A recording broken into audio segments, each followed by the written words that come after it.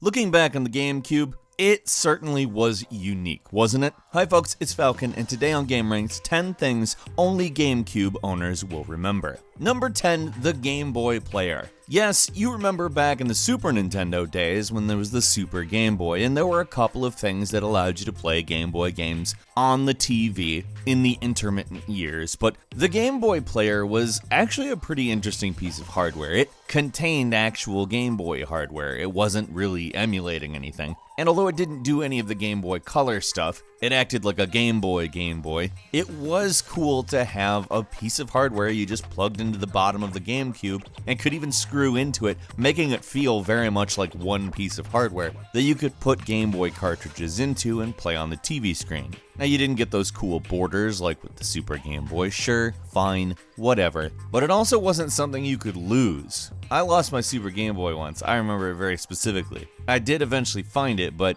that made me pretty mad. Hell, I just remember losing Game Boys. That sucked too. When the thing you have that plays the games is screwed into the other thing you have that plays the games, you're definitely less likely to lose it, especially when the GameCube, it's not something you're taking all over the place. It was a cube that played games, you know? Number 9, GameCube owners will remember the fact that it had 3 different intros depending on how many people were holding down the Z button. If it was no people, it was the GameCube intro we've all come to know and love that has been memed to hell and back. But if one person was holding the Z button on a controller, it was some awkward chimpy sound that follows up with children laughing. And at nighttime when you're turning on the GameCube and don't realize you're holding down a button, which is, by the way, a lot of the time I'm turning on a game console, I'm pressing buttons that I don't need to be, you get weird laughter from children, which is, something I associate with horror movies and games. But if you have everybody, all 4 controllers, holding down their Z buttons, you get a jungle sound, which is significantly less scary at nighttime, but perhaps really not that useful in any way. But hey, whoever said Easter eggs have to be useful? No one, not one person. Number 8, playing Mario Kart Double Dash with friends for hours. And I don't just mean like, get a couple switches together and do it. Back then you could play with up to 16 players, provided you have enough network adapters to network a bunch of GameCubes together. Now you could do it with 2 GameCubes and 2 TVs and have 2 split screens, all people playing together. That's 8 players. And that's more than you can do with the Switch right now. I'm not saying it's more than you'll ever be able to do with the Switch, but we'll see. Also, I'm gonna go ahead and say, it's not a flaw that the Switch doesn't do this. Keep in mind, this is the height of LAN party, couch co-op, couch competition era gaming that we're talking about with the GameCube here. But you can do it in other ways as well. For instance, I've seen people do it with 8 GameCubes on 8 TVs, meaning 2 people per TV per GameCube. It's pretty wild, and honestly, this kind of a thing I wish there was more of today. I think Switch, despite the fact that it doesn't have the ability to do this per se, is actually a step back towards the sort of local co-op competition type stuff, as there are a lot of games that are supporting playing with somebody who's in the same room as you that we did not have for years. Still, my heart aches for the return of these days. Number 7, those weird InTech LCD screens that you could put on a hinge onto the GameCube itself that allowed you to take the GameCube somewhere and play it. Now, remember earlier I said you're less likely to do that, and I still stand by that. Even though these screens are awesome, and they certainly provided a way to play video games in the car, for instance. It wasn't necessarily ideal for portable gaming, however, it did make car trips so much less annoying. In fact, in some ways, I think that this type of thing was the first seeds of the Nintendo Switch idea. The fact that you could play Mario Kart with another person in the van on a cross-country road trip is actually something in the Nintendo Switch commercial. But I was describing something that you could easily have done with the GameCube and one of these InTech LCD screens. If you had a way to supply power to it, you could do it anywhere, but that was really the big key, was the power supply. Number 6, the GameCube controller was sort of the return to a more normal controller for Nintendo after the sort of 3-handle Nintendo 64 thing that nobody can accurately describe, despite the fact it was a fairly comfortable controller. Now, the comfort aspects of the controller actually, I think, lived on in the GameCube controller. However, they made it a little more traditional looking. That said, the button layout was anything but traditional. In fact, it was far more optimized for Nintendo-style games. The C-Stick was kind of the spiritual successor to the C buttons, and that stuff really came together very well on games during this sort of emergent time period of 3D control schemes. Like I said, it really worked well when considering a lot of games were specifically designed for that three-handle Nintendo 64 controller, and I wouldn't say that it ever felt crammed at all. In fact, it felt like, hey, I'll bet most Nintendo 64 games would be even better on this controller. Number 5, wireless controllers are pretty much the norm nowadays thanks to Bluetooth's dominance over that field, and honestly, thankfully so. But back in the days of GameCube and before, wireless controllers were kinda, well, bad.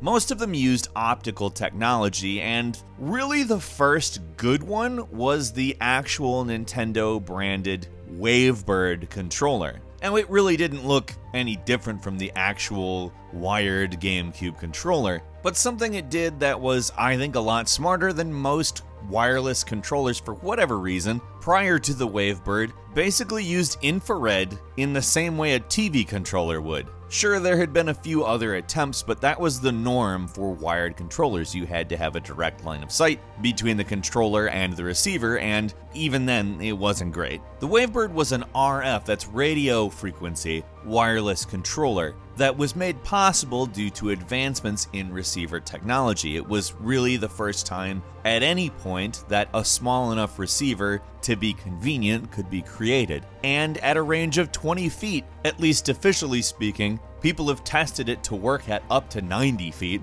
You did not need to have a line of sight, you didn't need to hold the controller at a specific level, pointed in a specific direction. You could just play it in the way that we play games now. If anything, wireless controllers owe a ton to the Wavebird, because it made it so that there was no way to go back. It was amazing. I remember the first one I ever tried out, and it wanted to play more games while lying down on the couch far away from the television. And oh, I have. Number 4, you have to remember those super weird GameCube commercials that didn't make any sense at all. I know I did. I remember when they first announced that Mario would be running for president, but then wasn't, because politics are bad, so join the Mario Party. I don't know what that is. Even more confusing, the Donkey Kong bongo game commercial. There's no reason or excuse. Donkey Konga is a weird game as it is, but the guy in the Donkey Kong costume dancing, it's a fever dream. That one was from Europe, and I didn't see that one on TV. I saw it later on the internet, and I just was flabbergasted. And then the rest of them get weirder. It's just a rabbit hole. Look up GameCube commercials. They're so unbelievably strange. And not in a Nintendo way, in is it still the 90s? Do we still market like this way? Number 3, the Phantasy Star Online keyboard controller, which, yep, that's a thing. This is one that you really have to be a pretty indoctrinated GameCube user. It was originally a Japanese import, but people who like to play Phantasy Star Online, at very least remember wanting one, which I'm going to go ahead and say I'm in that camp. I never actually got one of these, but I certainly remember seeing it, and I certainly remember saying, oh, that's how you would do online games. That's how you would have chat. That controller, which is so obviously much more convenient than, anything else I could think of now. Yeah, I can tell you that didn't catch on any other game consoles, but you know that already. Number 2, do you remember when Sonic the Hedgehog had to do his little walk of shame from the Dreamcast, the platform that the company that literally came up with him wasn't able to survive on? Yeah, I actually came to the Nintendo GameCube from the Dreamcast. I was a Sega person, and really I've always liked both consoles. I never got the whole Sega does what Nintendo don't, despite the fact that I did like Sega better. But it was strange. Oh, it was strange when Sonic the Hedgehog had to be on the GameCube. that Nintendo logo, that GameCube logo, seeing that before Sonic the Hedgehog, oh, it felt dirty. I'm sure a lot of people needed to take showers afterwards. But ultimately it did work out. Sonic is still around and thankfully taking journeys back to his roots in actual productive ways. Sonic Mania being one of the best games of the last few years, in my opinion. But we would have probably never had Sonic Mania had the company gone under and not published Sonic on Nintendo. It was awkward, but it saved them. And finally, number 1, Nintendo just has some of the best first-party games,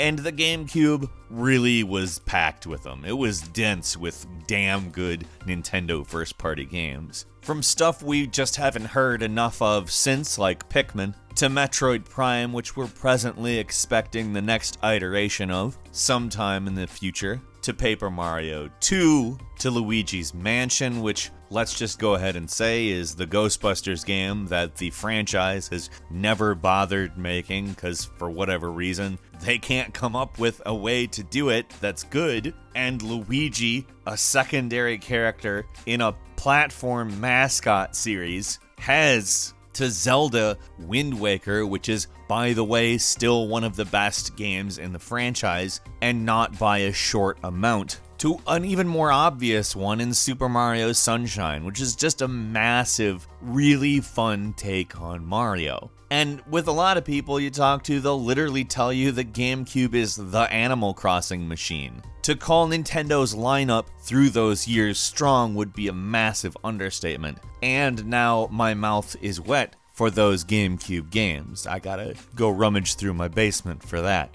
And a quick bonus for you, the color purple. No other mainline game console owner can say, hey, remember the purple console we used to play? I don't think anybody would word it that way, though. Like Thanos isn't coming in and going, hey, remember that purple console we used to play, guys? It was the same color as me. Snap. That guy's a dick, but he has good taste in game consoles. What is your favorite GameCube memory? Leave us a comment, let us know what you think, and if you like this video, please click like. If you're not subscribed, now's a great time to do so. We upload brand new videos every day of the week, and the best way to see them first is, of course, a subscription, so click the subscribe button and the notification bell. As always, we thank you very much for watching this video. I'm Falcon. You can follow me on Twitter @FalconTheHero, and we'll see you next time right here on GameRanx.